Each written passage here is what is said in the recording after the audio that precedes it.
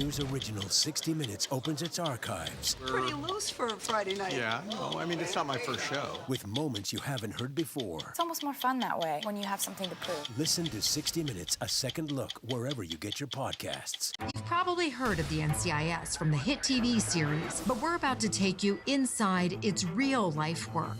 Listen to 48 Hours NCIS early and ad-free on the 48 Hours Plus subscription on Apple Podcasts.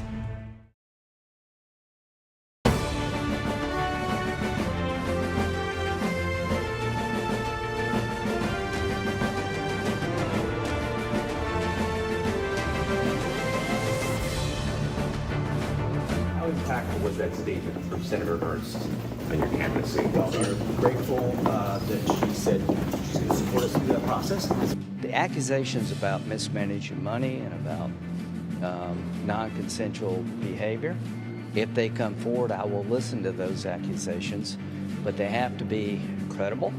Most economists agree the new administration is going to inherit a fairly strong economy. That is my profound hope that the new administration will preserve and build on this progress. Hello, everyone. I'm Major Garrett in Washington. Welcome to America Decides. Some of President-elect Trump's cabinet picks are, as you might expect, back on Capitol Hill this week, continuing their quest for Senate support as they can put it together ahead of confirmation hearings early next year. Today saw Defense Secretary pick Pete Hegseth, pick for Director of National Intelligence Tulsi Gabbard, and Kash Patel, who has been selected to lead the FBI, though we should point out there is no current vacancy at the top of that law enforcement agency, but there very well may be in the not too distant future. Of course, what's key about these meetings is not that they are happening, but the approach potential cabinet members are taking as they shift positions in order to seal the deal. That includes Hegseth and his stance on women in the military. This is how Hegseth described it on Fox News last night.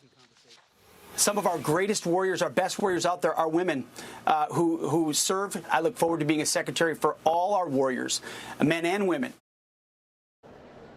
We start tonight with Scott McFarland on Capitol Hill, and a big part of his attention has been devoted to those named by President-elect Trump to cabinet positions in the incoming administration. Let's lay down some foundational truths.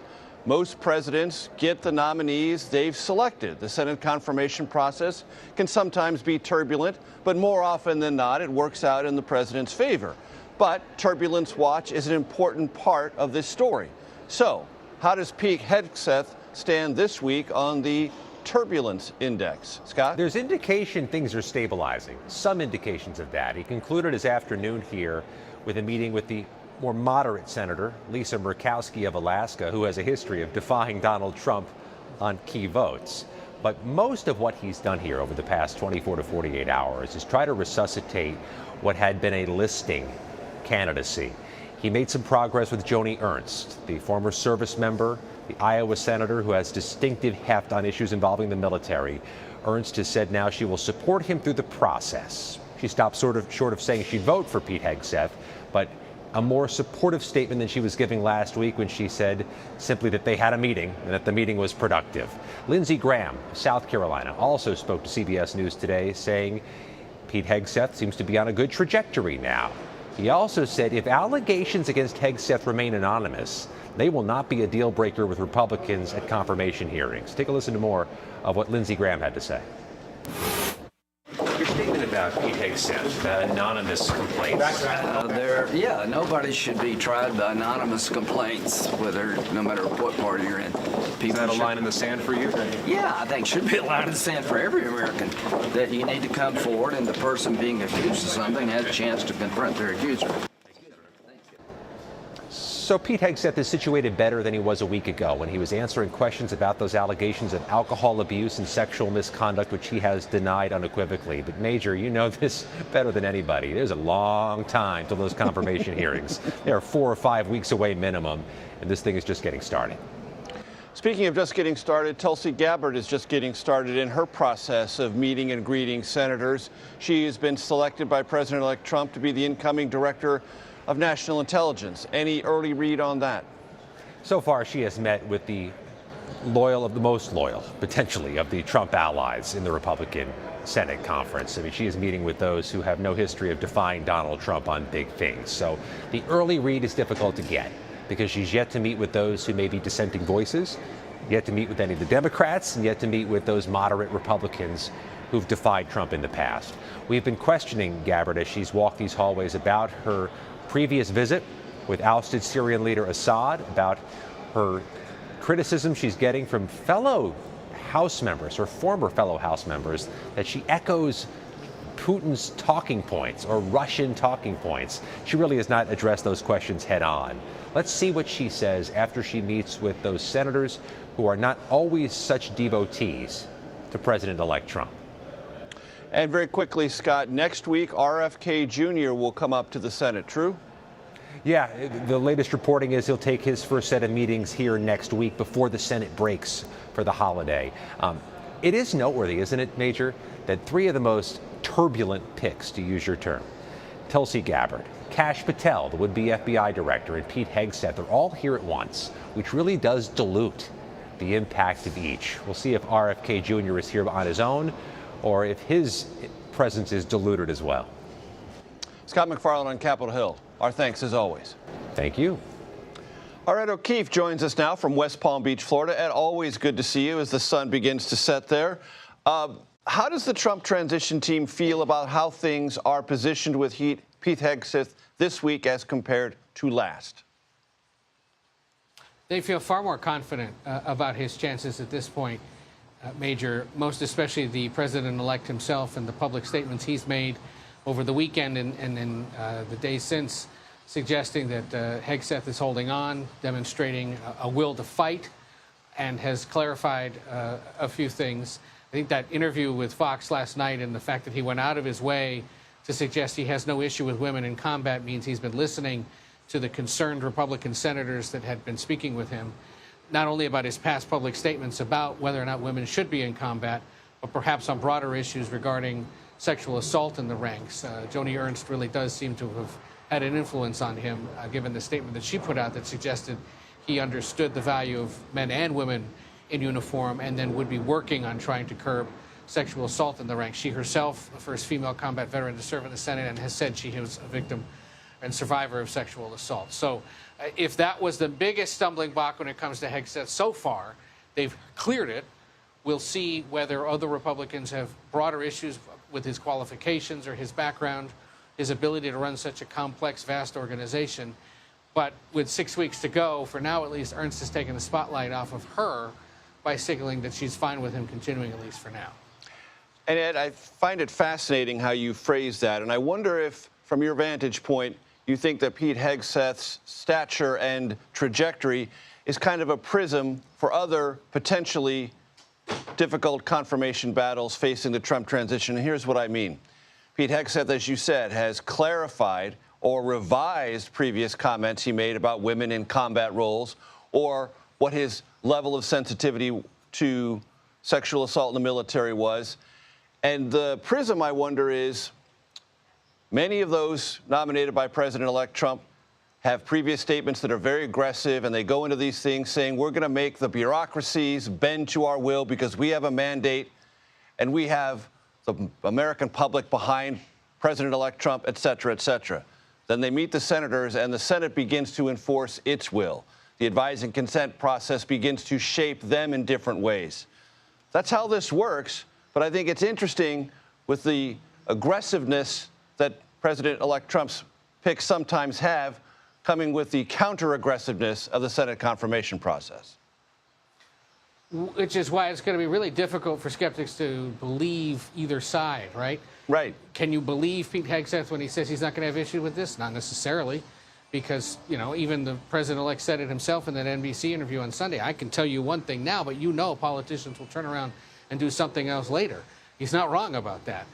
The other example from the last 24 hours or so was when Kash Patel, the FBI pick, went to see John Cornyn, the Senate Judiciary Committee member. He was asked by reporters, well, what did he say to you about blowing up the FBI or not, you know, rearranging it? Right. And Cornyn walked out and said, well, I think if you were to talk to him, you would understand it was just conjecture. Well, fine, but that means that it took conjecture to get the attention of the president-elect, not some professional background in the subject matter that you would oversee, not some professional experience or lived experience that qualifies you for it. It was simply Trump saw you on TV saying some interesting things, and he put you at the top of the pile. And the Senate, as you said, will spend the next several weeks trying to mold and shape these nominees to their liking. If they got issues with them, one or two or maybe three of these aren't going to make it. And that's standard. That's about average. Obama had this issue. Trump 1 had this issue. Biden had this issue. And Trump 2 inevitably will, too. Ed O'Keefe, as always, thank you very much. The task force investigating the assassination attempts against President-elect Trump released its final report today and found that the attempt on his life in Butler, Pennsylvania was, quote, preventable. The bipartisan group of House lawmakers detailed several failures on and before the July 13th assassination attempt, doing so in a 180-page report. It also made several recommendations, among those reducing the strain on Secret Service capabilities by lowering the number of individuals that the Secret Service actually protects. Turning now to Pennsylvania, the suspect charged in the murder of UnitedHealthcare CEO Brian Thompson was denied bail at a hearing today. Luigi Mangione is now fighting extradition to New York. During his appearance today, shackled and shouting, this is what he had to say as he entered the courthouse. Completely out of touch and an insult to the intelligence of the American people. Our Anna Schechter has been following the case and joins us now. Anna, it was a bit hard to hear all of that, but there were other things said and mannerisms and attitudes struck by this defendant to be charged. What did we learn today?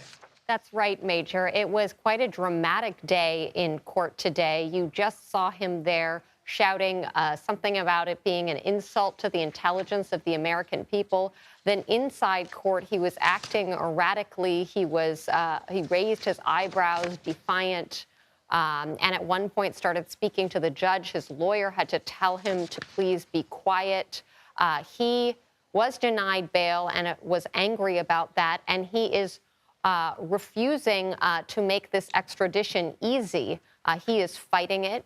And so what happens now is the Manhattan District Attorney, Alvin Bragg, who has already filed murder charges, he is now seeking a warrant from Governor Kathy Hochul of New York to facilitate this extradition. She has to file that with Pennsylvania Governor Shapiro. Now, there is a lot of momentum to get this done, so I imagine that she will do this quickly. But this could delay this for several weeks because paperwork has to be filed. I think prosecutors and investigators were hoping that he would not fight this and therefore facilitate a quicker transfer from Pennsylvania to New York so they can get this going and have this wheel continue to move, because they do believe that they have the right man. They have the person who pulled the trigger. And as you know better than most, there's been tremendous speculation about a possible motive. Let's get the speculation off the screen and move to what investigators believe they have learned that is provable thus far. At this point, investigators are homing in on the 3-page handwritten document that they recovered on his person, in which he describes grievances against corporate America, particularly citing UnitedHealthcare as one of the most profitable companies in the U.S. And he complained about companies like UnitedHealthcare putting profit over patient care. This jives with what they found at the crime scene. The bullets and the casings had the words deny, delay, depose. So very early on Wednesday, by about noon, they had recovered those bullets and they saw those words written there. So they knew that it had something to do with a grievance about how insurance companies handle claims. What's surprising here is you have an individual who had means. It was not that he was personally in some fight over trying to get coverage. It was more of his being inspired by the Unabomber, for example. He's written a positive review about Ted Kaczynski's book online, and he had a presence online kind of glorifying that kind of a worldview. And in that handwritten letter that he had on his person, essentially justifying his actions, he said something to the effect of, I'm the only one to take this seriously in an honest way, essentially trying to justify taking matters as he perceived them into his own hands, and prosecutors will say committed this heinous crime in cold blood. Anna, the governor of Pennsylvania, Josh Shapiro, made some comments last night in regards to this idea that there might have been some justification in the grievances expressed by this defendant. Let's take a listen. In a civil society, we are all less safe when ideologues engage in vigilante justice. In some dark corners, this killer is being hailed as a hero. Hear me on this. He is no hero. The real hero in this story is the person who called 911 at McDonald's this morning. To that last point that the governor made, Anna, it's been something I've seen today that those who were at that McDonald's are fearful now because they're getting some sort of blowback for participating in the discovery of this defendant and assisting authorities. That's right. The very people who, they are the reason why we are getting closer to buttoning this case up. They are the reason that the perpetrator was caught, and yet they themselves are receiving death threats. It's been this backward thing that's bubbled up online where, yes, you have a CEO with a very high compensation package. Also, yes, he was murdered in cold blood. And so what Shapiro was doing is tamping down on this sort of grotesque perversion of the facts as if it would be the victim's fault, which, of course, it wasn't. Anna Schechter, thank you so very much. Many Syrians are celebrating the fall of the Assad regime in that country. Israel strikes targets inside that country at the very same time. There's a lot going on. The latest on the unrest in the Middle East, and a question many people are asking: what comes next? We'll try to answer that, a little bit at least. You're watching America Decides.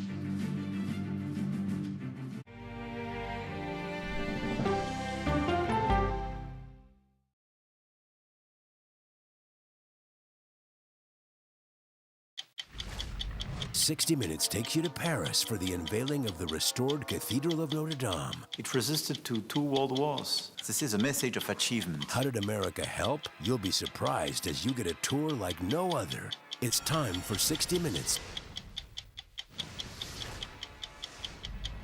I can see clearly now. Clearly, CBS Mornings. Weekdays on CBS. Yeah!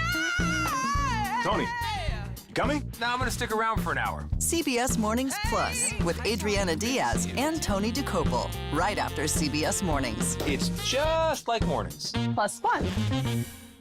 Go to the ends of the earth. Right now. We got something crazy. And reach for the stars. Here we are. Time. Yes, it's my comeback. Hey, this is pretty fun. But wait, there's more. Experience thought-provoking. I'm open to the idea of being a human being. Innovative and truly original reporting. Look through a telescope and go, wow. Because there's always something new under the sun on CBS Sunday morning. An original documentary from CBS Reports. Since you started La Soup in 2014, do you have any sense as to how much food you've rescued from the landfill? We've rescued 4.5 million pounds. I can't even fathom how much food that is. And that's one little person in one little city in America. We're going to call this chicken piccata. We did 450 of these meals today. This is the exact dish that you and I are going to have. Yep. Oh, really good. Is it good? Mm-hmm. Having a plan of how to keep people fed should be in every single city. If we eliminated food waste, could we eliminate hunger? Yes. Eating Trash, now streaming on the free CBS News app.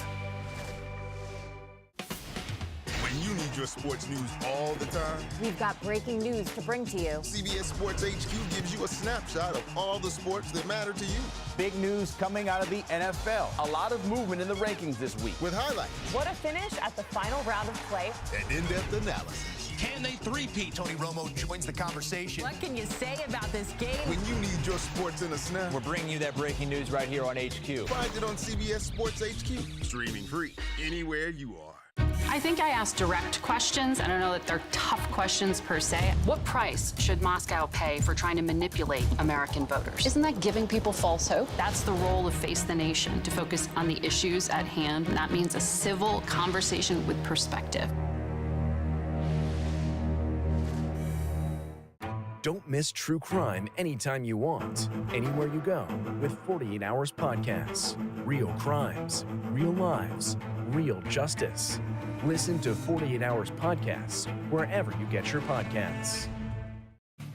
Welcome back to America Decides. President-elect Trump has sounded kind of cautious about the ongoing events in Syria, saying it's not the U.S. fight presently.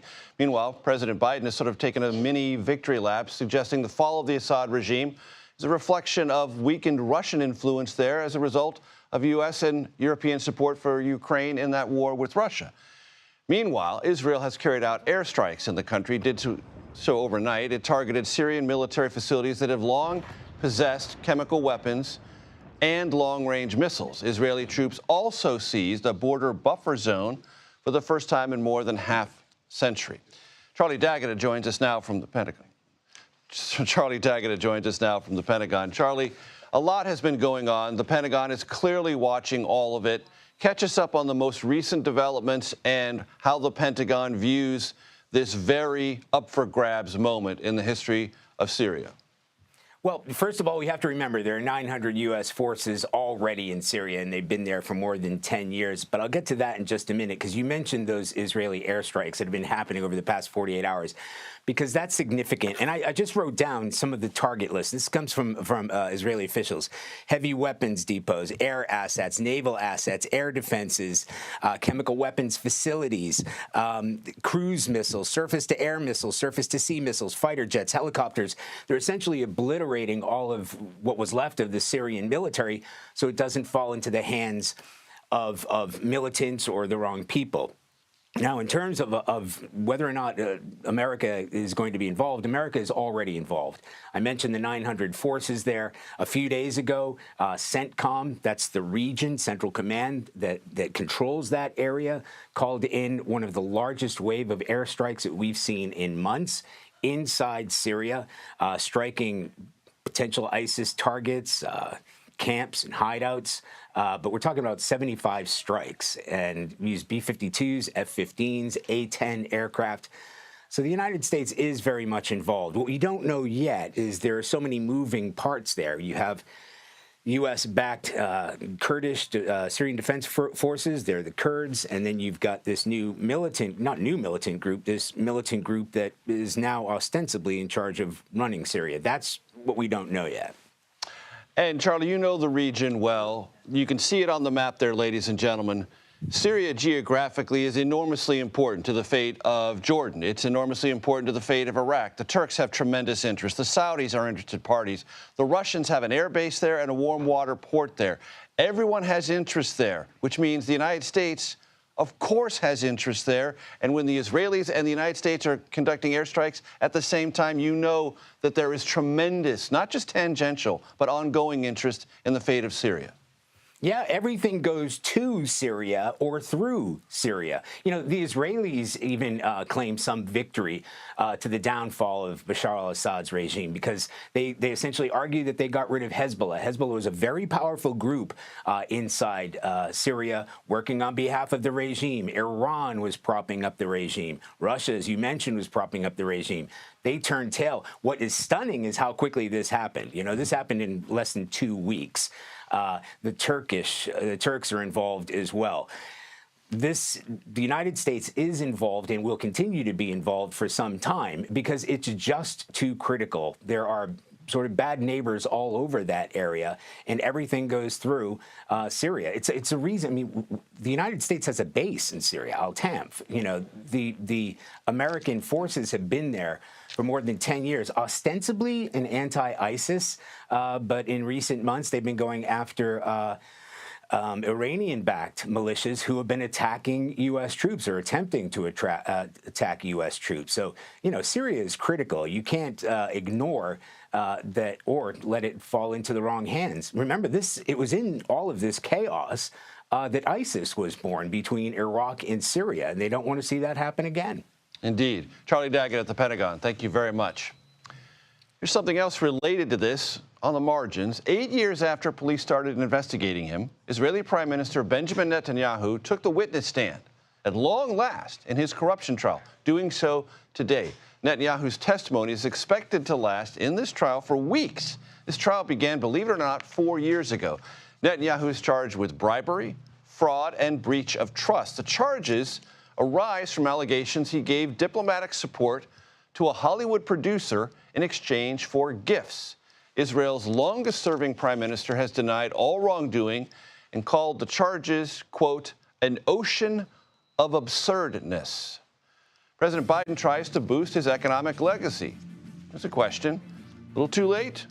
Why some Democrats are slamming the president for letting President-elect Trump appear to occupy center stage, not just here, but abroad. More on that next. You're watching America Decides.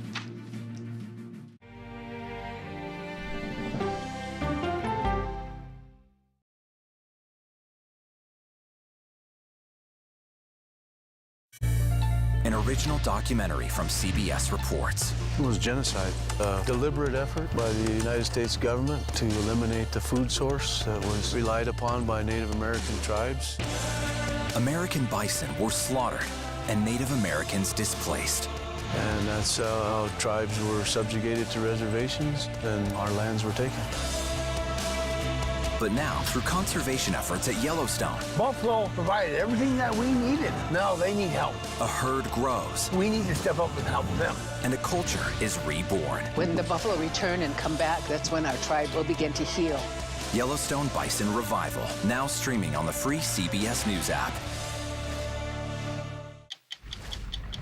Oh, wow. Look at this. Let 60 Minutes take you on a private tour of the National Archives. So there may be treasures like this buried in boxes. Historical secrets from America's past. So this is original from 1778?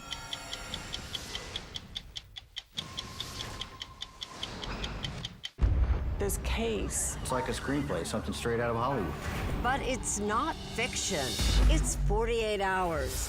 Human remains found this week. 4 families shattered. There's no physical evidence. The mystery would haunt investigators for years. There's some questions that have to be asked and need to be answered. Like a John Grisham novel. A gripping true crime original. 48 hours. Now streaming on the free CBS News app. When you wake up in the morning, we want to be your go-to team. On our places. Bright, shiny faces.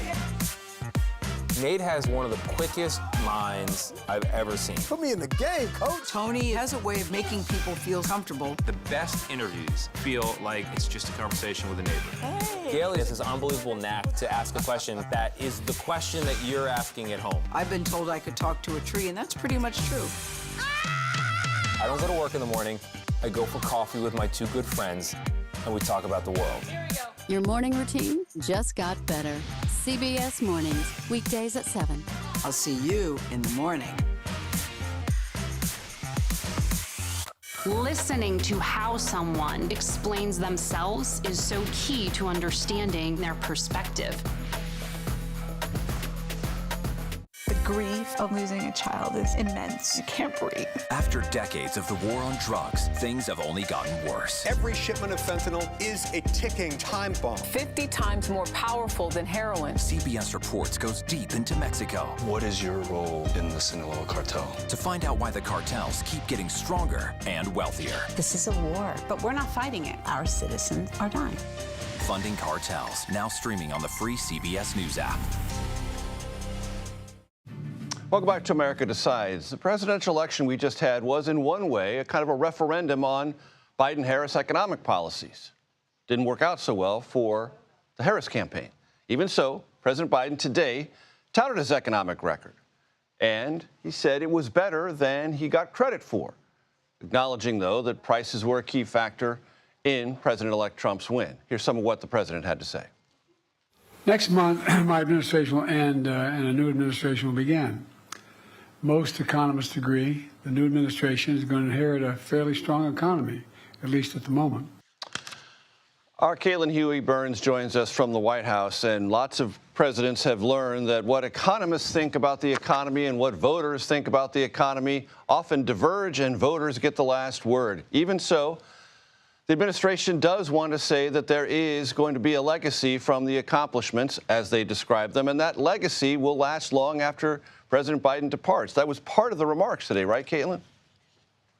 Yeah, that's exactly right, Major. As you mentioned, this election was really centered on the economy, and what we saw on paper did not match voters' views of the economy. That has been made clear, and the administration has essentially acknowledged as much. But what today was about was, first of all, trying to kind of claim the last word on the economy and explain sort of preemptively take credit for economic successes that could come later in Trump's administration. And this current administration is trying to argue that they, in their words, planted the seeds for the economy that is to come. Part of that, they argue, is that benefits from the Inflation Reduction Act, the CHIPS Act, won't be really seen or felt until maybe next year or later. But a lot of this, too, is trying to kind of cement Biden's legacy as his term comes to an end in just about 6 weeks from now. But you could argue that a lot of what we heard today, the touted perceived economic successes that this administration believes they've had, versus how voters felt. A lot of this felt like what he had said in campaign speeches before. So the question that we had posed to the administration today and Biden's economic advisor was, where was that disconnect? What could you have done differently? And really the sentiment is that they did acknowledge that prices were high, that voters' concerns about inflation, even though the number itself was coming down, just wasn't felt by Americans. Caitlin Huey-Burns from the North Lawn of the White House, thank you very much. We're tired of watching as we suffer while we allow people to come in illegally. That's Carrie Lake. She lost her bid for the Senate in Arizona, but there are now reports this vocal proponent of strict border security policies could become President-elect Trump's next ambassador to Mexico. Our political reporter panel will weigh in on her potential post and many other matters. That's next, right here on America Decides.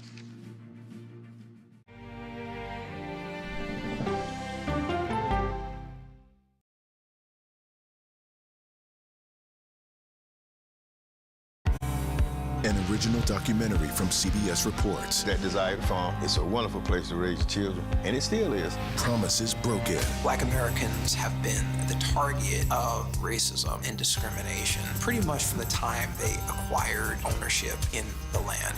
Costing black farmers hundreds of billions in generational wealth. They did everything to make sure we were run off that land. But communities are uniting to continue the fight. Collective ownership is powerful. To keep their land and their dreams alive. To watch my children play on land that we own means everything. So land is power. Most definitely. 40 Acres and a Mule, now streaming on the free CBS News app. Go to the ends of the earth. Reach for the stars. Yeah, I just took off. That kind of thing. Oh, that's pretty good. Because there's always something new under the sun on CBS Sunday morning. Can see clearly now. Clearly, CBS Mornings. Weekdays on CBS. Yeah! Tony, coming? No, I'm going to stick around for an hour. Hey! CBS Mornings Plus with Adriana Diaz and Tony DeCopel, right after CBS Mornings. It's just like mornings. Plus fun. Oh, yeah, it's gonna be a bright, sunshiny day. These 7 miles of tunnels were the secret storage site for fuel for the Navy's Pacific Fleet in planes. So this is one of the tanks. Oh, my gosh. What happened 20 stories below ground is a story for 60 Minutes. This thing that was a lifeline for the fleet is a threat. That's right.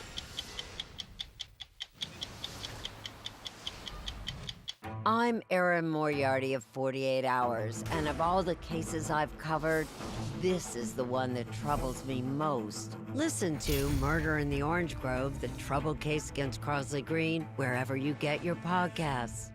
An original documentary from CBS Reports. AI is among the most world-changing technologies ever. Curing diseases, scientific breakthroughs, making lives better. They can help us with medical discoveries, scientific discoveries, doing better agriculture, having cures for things like Alzheimer's. It's also going to really transform the way we work.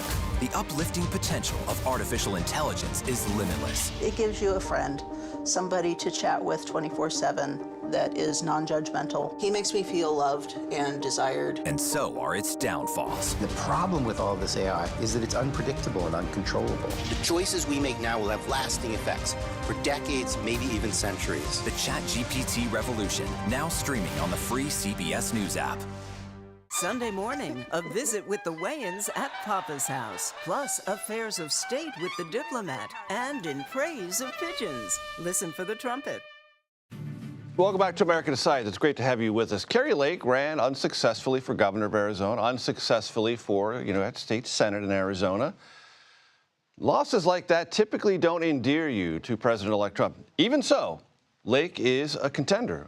Apparently a serious contender to be Trump's pick to be ambassador of Mexico. That is according to a new article you can find on Semaphore, which also touches on Lake's policy positions and her relationship, fraught though it may be, with President-elect Trump. Its writer, Shelby Talcott, joins us now. She is a politics reporter at Semaphore. Also with us, Laura Davison, politics editor for Bloomberg. All right, we're going to get to Kari Lake in a minute, I promise, but shameless self-promotion for CBS News, because moments ago, our newly minted CBS News reporter Jennifer Jacobs and Finn Gomez reported as such. President-elect Trump is considering Kimberly Guilfoyle to be ambassador to Greece. That would be a semi-family member, dating for some long period of time Don Jr. How do we assess these possibilities? Shelby? You know, I think it's not surprising particularly when you look at posts like ambassador positions. And Donald Trump has a history of picking either family members or people close to the family for various positions. So it is not surprising that he might be continuing this tradition in his second term. Laura, politics is a family business, and loyalty within family is a key qualifier, so it appears. Yes, and we've seen, for years, Kimberly Guilfoyle was in sort of the center circle of Trump's orbit. She's now been moved out. You've noticed she hasn't been in some family photos. She hasn't been on stage at some of these things. So this is a way to sort of have her within the administration, but just an ocean away, and Greece is an attractive place to go. No doubt. Kari Lake, how serious is this based on your reporting, Shelby? Because I hear different things, that she can't get her phone calls returned, or at least initially. Maybe she can now. Where are things? Yeah, I'm told that she is a top contender, and that does not mean that she is ultimately going to get picked, right? Especially with Donald Trump, nothing is official until he announces this. That there have been situations during this transition where he has actually asked one person, and then there have been phone calls made and another person has been picked. So nothing is official until he announces it. But she is a serious contender. Donald Trump has liked how strong of an ally she's been, despite the fact that she has repeatedly lost some of these statewide races. And he also likes that she echoes his staunch immigration beliefs. And so that is a big factor in these conversations. Laura, how do you think the Senate would regard Kari Lake as a potential ambassador to Mexico, in light of something she did in this last campaign, which was secretly record a member of the Republican Party in Arizona and then leak that recording, suggesting it was an attempt to bribe her? That leader of the Arizona Republican Party stepped down. Everyone thought it was within the confines of typical political conversations, edgy, but not a bribe. But what they really remembered is, Kari Lake, what'd you do that for? How can you be trusted? How can someone in a crucial diplomatic post be invested with the kind of trust that comes with that? She certainly does not have a ton of really close allies in the Senate. So that's going to be a challenge. However, there are probably other more embattled picks, Pete Hegseth, for example, who are probably going to get that first line of scrutiny. Also important to remember that the ambassadorship to Mexico, that's not going to be a really just fun, happy-go-lucky job. There are tariffs to consider. There's, all the things that Trump has proposed to do with Mexico. That's going to be a real tough job. And so just finding someone at all who wants to take that may be a bit of a challenge. And, having someone who's a firebrand like Kari Lake may be helpful in that. And Shelby, digging down a little bit more on the Kari Lake thing, the ambassador to Mexico is going to be overshadowed by the president, by Tom Homan, by Stephen Miller, by Kristi Noem. They're going to be like fifth in charge of this policy and all the implications vis-a-vis Mexico. And so there is an argument to be made that, especially in a Donald Trump presidency in which he plans to focus aggressively on immigration, that perhaps there will be a number of other people who will be taking priority on some of these issues. And so then maybe this is a less serious post than it would normally be. But I still think, of course, if Kari Lake or whoever ultimately ends up getting tapped as ambassador to Mexico, they're still going to be in the mix in those conversations. It just might be that there are a number of other people who are in the mix before her. And I name-check Kristi Noem because she is the nominee to be for Department of Homeland Security. Laura, I want to ask you about something we discussed with Ed O'Keefe earlier. So Pete Hegseth is now recharacterizing his opposition, stated bluntly in a podcast only a little while ago about women in combat roles in the military, now going on Fox and saying, I have tremendous respect for all women warriors in the U.S. military. That feels to me like the Senate shaping this nominee, even though lots of these folks come in and say, well, the Senate's not going to change me. I'm going to be the aggressive Trumper I've always have been.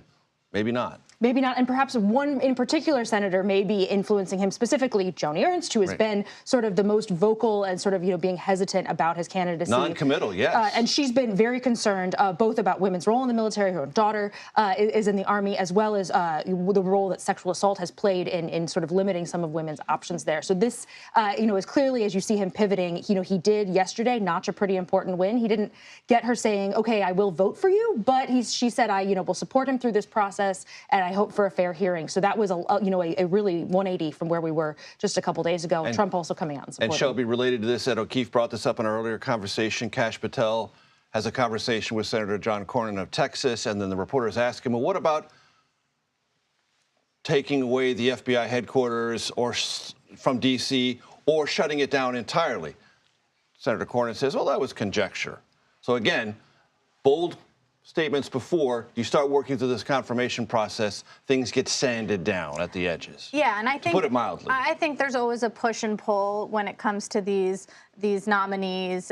You say one thing, and then you realize that you can only lose 3 lawmakers in this confirmation process, and so maybe you have to backtrack on a few things, or you have to moderate your opinions. But I actually think Kash Patel is not going to face as difficult of a nomination as some of the other contenders, because when you talk to Republicans, it is not a minority opinion, the belief that Republicans have that the FBI is politicized. And so I think he might have an easier confirmation process than some people believe. Shelby Talcott, Laura Davison, thank you so much, as always, for coming in. Appreciate it.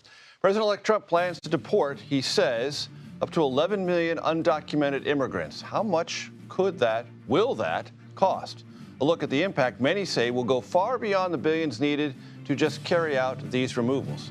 Other downstream economic effects will be part of our conversation. That's next, right here on America Decides.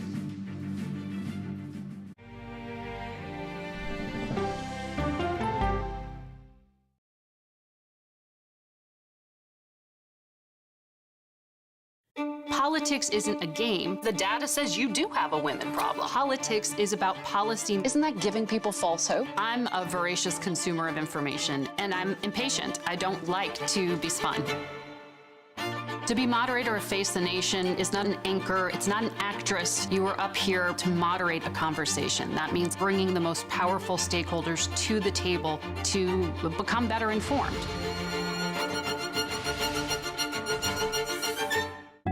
The justices ruled that Harvard and the University of North Carolina violated the Constitution. In the aftermath of the Supreme Court decision to end affirmative action in college admissions, uncertainty sets in for some students of color. Affirmative action really gave us an equal opportunity. CBS Reports explores the historic decision and what it means for those chasing an opportunity to change their lives. I knew that college was the ticket to break this cycle. The end of affirmative action, now streaming on the free CBS News app.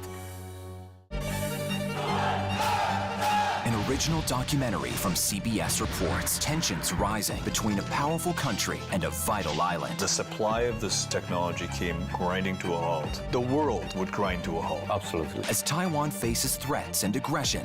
Taiwan is on the front line, and we understand our responsibility as a democracy. We cannot fall. CBS News examines whether they can defend themselves. Putin, Ukraine, China, Taiwan, they are manifestations of the battle between autocracy and democracy. And that is a fight that we're all engaged in. Defending Taiwan, now streaming on the free CBS News app.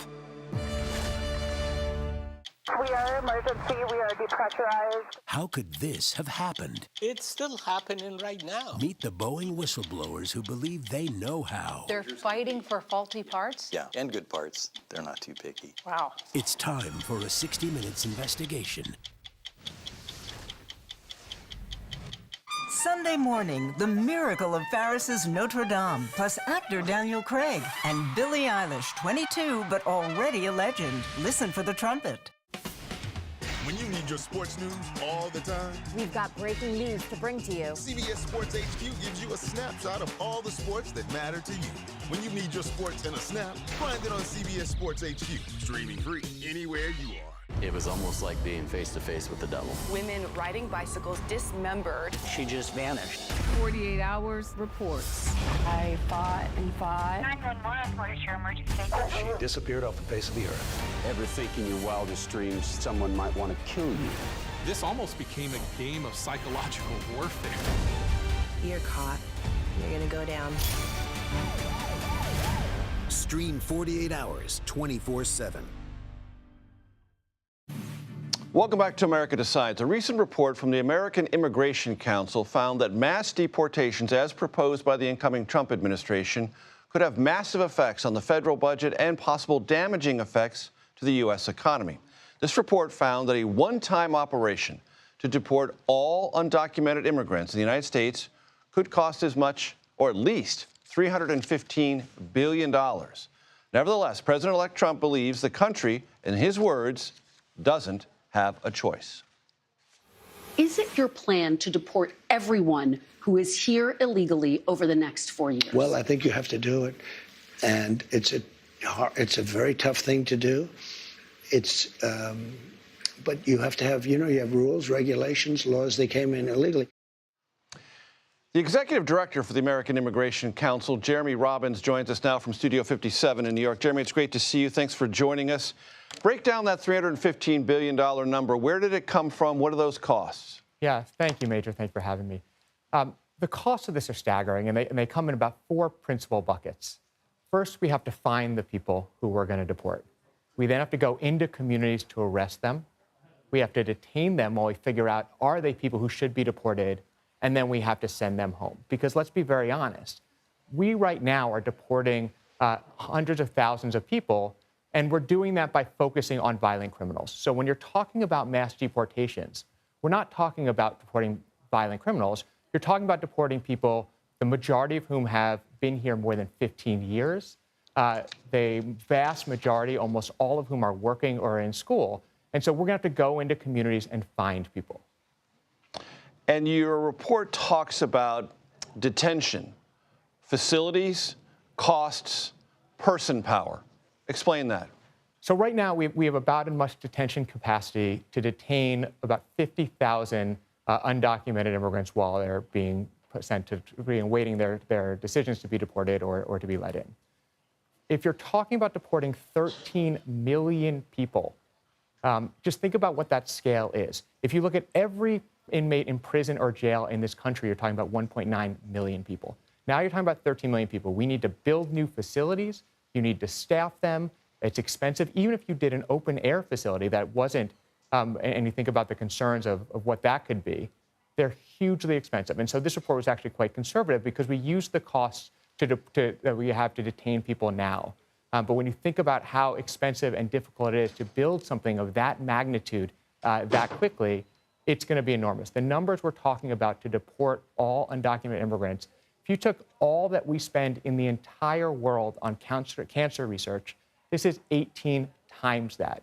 This is 79 years of funding Head Start, and again, not to deport violent criminals who we are already targeting for deportation. This is to deport a lot of people who have been in this country for decades, who are working, who are by and large law-abiding citizens, who happen to have come here illegally. And let me be very clear, we need to have a system where people are coming here legally, where we have control over who comes here and who doesn't. and we have a process of figuring out who those people are, and quickly. Right now, it takes 6 years for many people to figure out whether they can get their asylum. It needs to take months or weeks. We need a system that is real, but a large-scale deportation of this magnitude that would deport 4% of the entire population would have devastating economic impacts and be hugely expensive to undertake. Jeremy, let's take on that economic impact at a different level. You know, when you go to a Trump rally, and we have done this with our embedded reporters, our reporters, there's a perception among those in the Trump political base that most illegal or undocumented immigrants are wards of the state, that they're receiving some manner of government benefits in perpetuity. But your report talks about them as workers, them as taxpayers, and that if they were deported, quite separate from the cost of doing that, there would be an economic impact as well. You did a great segment earlier this hour talking about how voters were really concerned about the economy and inflation, and that was the main issue driving people to the polls. If you look at our industries, our service industries, our agriculture industry, our hospitality industry, our construction industry, if you deport a massive part of that workforce, if you get rid of half the people who are working to pick our crops and bring vegetables and fruits to market, prices will get more expensive. If you think about how hard it is to build homes and why housing is so expensive, and you get rid of the roofers and other key workers in the construction industry, it is going to get more expensive to build homes. And then you think of the fact that if you get rid of 4% of the population who have massive buying power, you're talking about 11 million people, about 13 million people who collectively have about $250 billion a year that they inject into this economy, that will have devastating impacts on Americans of all stripes. Jeremy Robbins, thank you very much for your time. I appreciate it. Thanks for having me, Major. In a win for the Biden administration, a federal judge has blocked the $25 billion proposed merger between grocery store giants Kroger and Albertsons.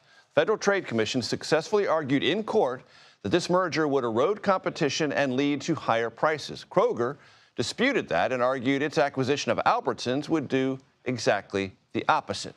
They also argued the merger would help them compete against Walmart and Amazon. Congress only has 10 days left to figure out government funding before a shutdown deadline approaches. Why Speaker Mike Johnson will most certainly have to lean on House Democrats to keep the government's lights on. That's next. You're watching America Decides.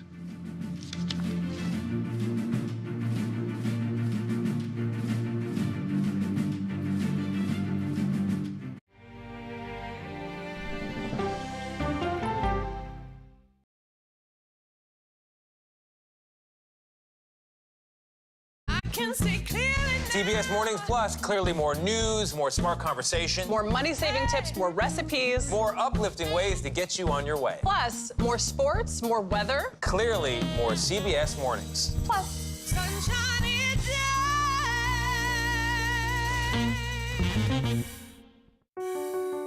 Washington is the seat of power. National security, foreign policy, global economics, every story comes through Washington in some way.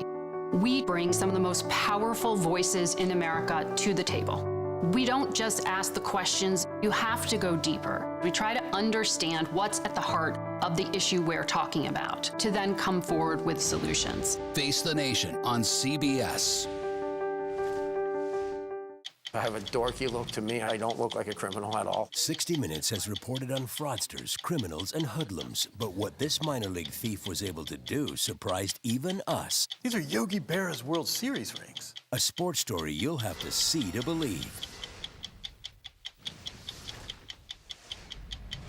Need more time with 48 Hours? Go deep behind every true crime episode with first-hand accounts from 48 Hours Investigations. Were you at all prepared for what happened in this case? Shock is the word that comes to mind. Get inside the twists and turns and get in on the case. Listen to Postmortem from 48 Hours, now available wherever you get your podcasts. I think we're very cute. Yeah, I think we need to send out a Christmas card like this. Yeah, let's do that. Dollar Jill. If you can't get into the market, it's okay. Renting is fine. I wonder how Serena is feeling. That's a really good question. No one's asked me that yet. You're 70 years old? 70, yeah. I'm 21.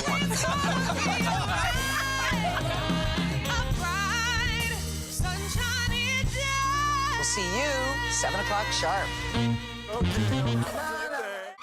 Sunday morning, the Music Man, T-Bone Burnett, plus Ted Danson, and Martha Stewart with Just the Recipe. Listen for the trumpet.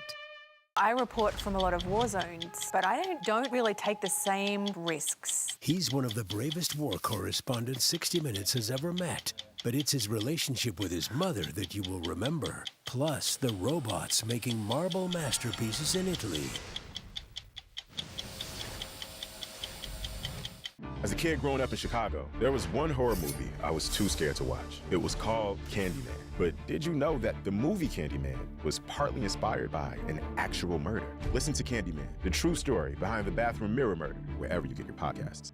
The CBS News original 60 Minutes opens its archives. Pretty loose for a Friday night. Yeah, no, I mean, it's not my first show. With moments you haven't heard before. It's almost more fun that way when you have something to prove. Listen to 60 Minutes, a second look, wherever you get your podcasts.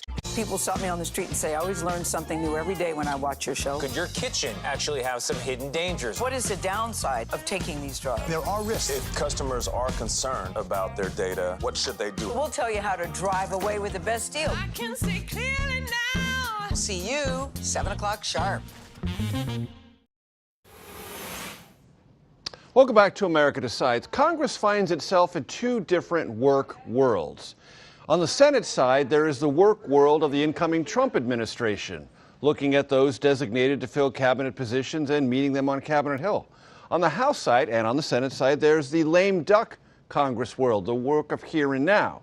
And a big part of that is a race to avert a government shutdown right before the holidays. Funding is currently on track to run out just 10 days from today.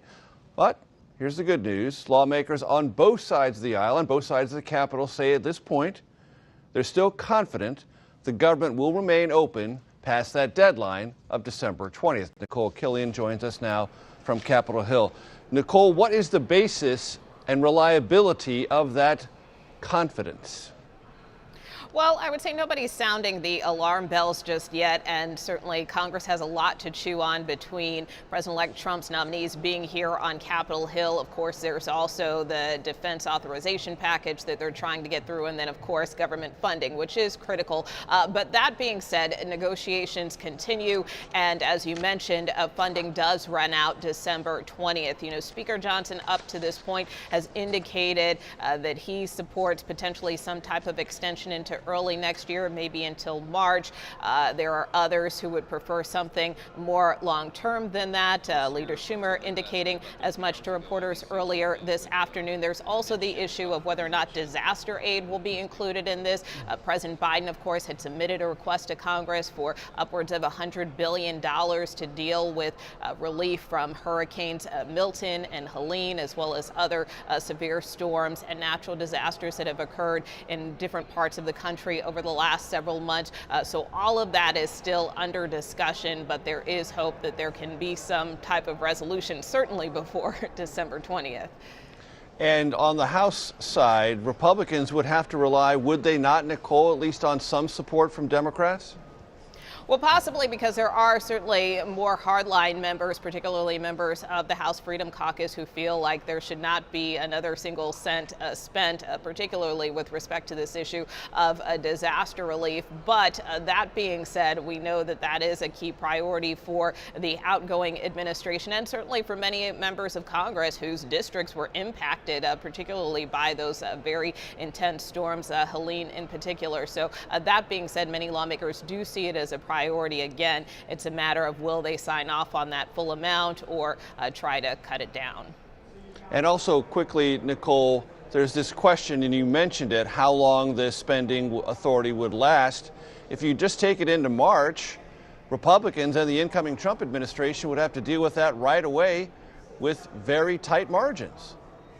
Yeah, that's right. I mean, obviously, the House will lose a number of members in the new year, the Republican majority, in terms of people like former Congressman Matt Gaetz, GOP Conference Chair Lee Stefanik, Congressman Mike Waltz. But that being said, I think the Speaker feels relatively confident that he can kind of sew this together in the best way possible. You know, he actually was the one who had pushed for that December 20th deadline because he didn't want some kind of Christmas omnibus where lawmakers are here up until the holidays. So he seems pretty committed to try to reach some type of resolution over the next couple of days. And Nicole, there was an episode revolving around Senator McConnell today. Catch us up on that. Yeah, well, Leader McConnell suffered a fall as he was leaving the Republican Senate GOP lunch earlier today. A spokesperson confirms that he did sustain a cut to his face and also sprained his wrist. However, he has been cleared to resume his schedule, you know, in terms of talking to other Senate leaders like John Thune. He said that Leader McConnell is fine. We also talked to John Barrasso, the GOP conference chair, who was present when this happened, and he said that Leader McConnell seemed okay, was well within his faculties. But for many of those who are aware of Leader McConnell's health challenges, this isn't the first time that he has fallen. Of course, he is a polio survivor, so that at times has affected his gait. But at least for now, Major, it seems like he's all right. With all the latest information from Capitol Hill, Nicole Killian, as always, we thank you. That does it for today. We'll be back with another edition of America Decides tomorrow at 5 p.m. Eastern. The Daily Report starts right now.